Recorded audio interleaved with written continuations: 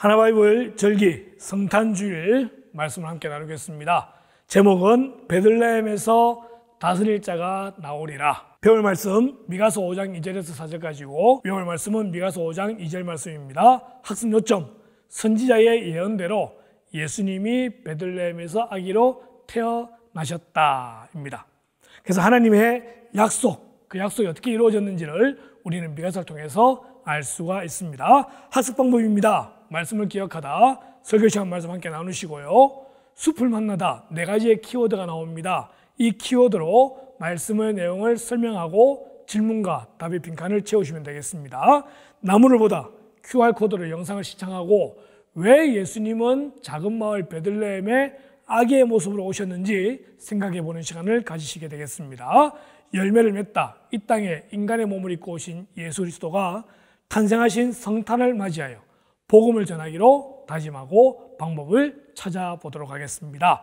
길을 걷다 한 해를 마무리하며 성탄 축하와 축복의 메시지를 전하는 시간을 가짐으로 마무리하는 걸로 하겠습니다. 성탄주일 제목은 베들레헴에서 다스릴 자가 나오리라. 미가의 예언입니다. 설교 말씀 함께 나누시고 정리해 주시기를 바라고요. 숲을 만나다, 작은 마을 베들레헴, 아기 예수, 다스릴 자, 위대한 왕, 4가지 키워드가 되어져 있습니다. 베들레헴은 참으로 작은 마을입니다. 작은 마을이기도 하고 그렇게 사람이 많지 않은 그런 마을이기도 한데, 이 작은 마을에 예수님이 태어나실 것이다 라고 예언하고 있습니다.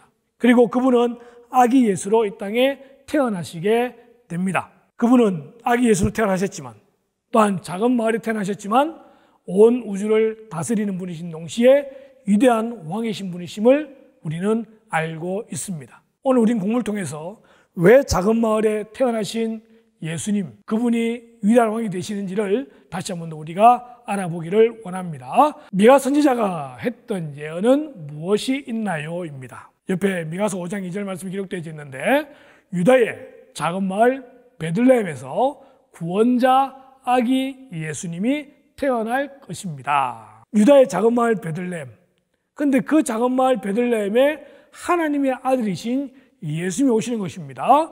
영원전부터 계신 그는 가장 크신 왕으로 그 다스림이 땅끝까지 미칠 것입니다. 작은 마을에 태어나셨지만 그분은 온 세상을 다스리시고 땅끝까지 다스리시는 가장 위대하신 왕이다라고 미가 선지자는 예언하고 있습니다. 이때는 예수님이 태어나기 약 한 700년 전에 그러한 예언입니다. 이미 그때부터 미가, 이사야 등 다른 선지자를 통해서 이렇게 예수님의 탄생에 대한 예언이 이루어지고 있는 것을 보게 됩니다. 그리고 그 약속대로, 그 예언대로 예수님께서 이 세상에 오시게 되는 거죠. 나무를 보다입니다. 왜 예수님은 작은 마을 베들레헴의 아기의 모습으로 오셨나요? 하나님의 아들입니다. 온 세상을 구원할 구세주입니다. 그렇다면 왕으로 오셔야 됩니다.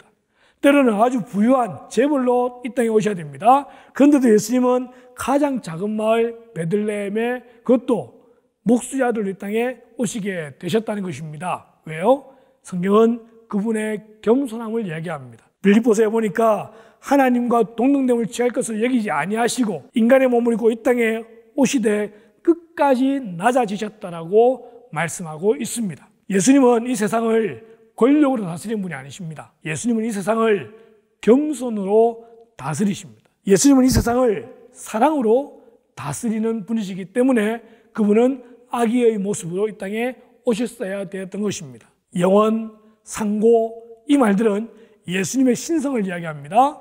예수님이 하나님이심을 이야기합니다. 그러나 그분이 이 땅에 오실 때 그러한 완전한 신이시긴 하지만 또한 완전한 인간의 몸을 입고 이 땅에 오셨음을 보여주는 것입니다. 예수님은 가장 낮은 모습으로 이 땅에 오셨다는 것을 우리는 미가의 예언을 통해서 알 수 있습니다.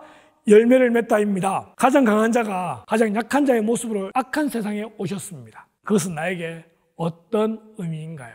가장 강하신 하나님이 가장 약한 인간의 모습으로 이 약한 세상에 오셨습니다. 무엇 때문에요? 바로 저와 여러분들을 위해서입니다. 십자가에 죽기 위해서입니다. 그분이 십자가에 죽으셔야만 우리의 죄 문제가 해결되고 그분이 죽으셔야만 우리가 구원을 받을 수 있기 때문에 그렇습니다.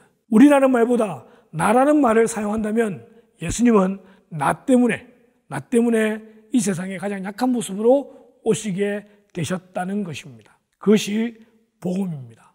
스텝 2를 보면요, 예수님은 너를 죄에서 구원하시고 너를 다스리신다라는 복음이 필요한 사람은 누구입니까? 그에게 복음을 전할 방법을 생각해 봅시다. 너를 죄에서 구원하시고 너를 다스리신다, 이 복음이 가장 필요한 내 주변의 사람은 지금 누가 있습니까? 떠오르게 되면은 우리에게 몇 명의 사람은 생각이 날 것입니다. 한 명이라도 생각이 난다고 한다면은 그 한 명을 놓고 기도하시고 내가 어떻게 그에게 복음을 전할까를 고민해 보시기를 바랍니다. 하나바이블입니다.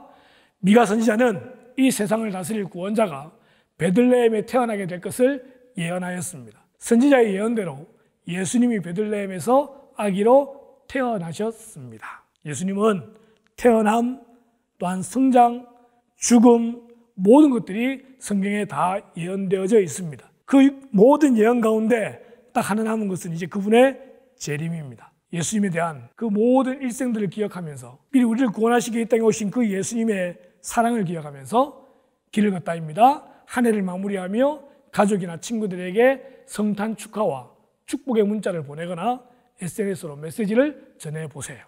지금 당장 핸드폰을 꺼내어서 나의 가족이나 친구들에게 성탄 축하 메시지를 보내는 겁니다.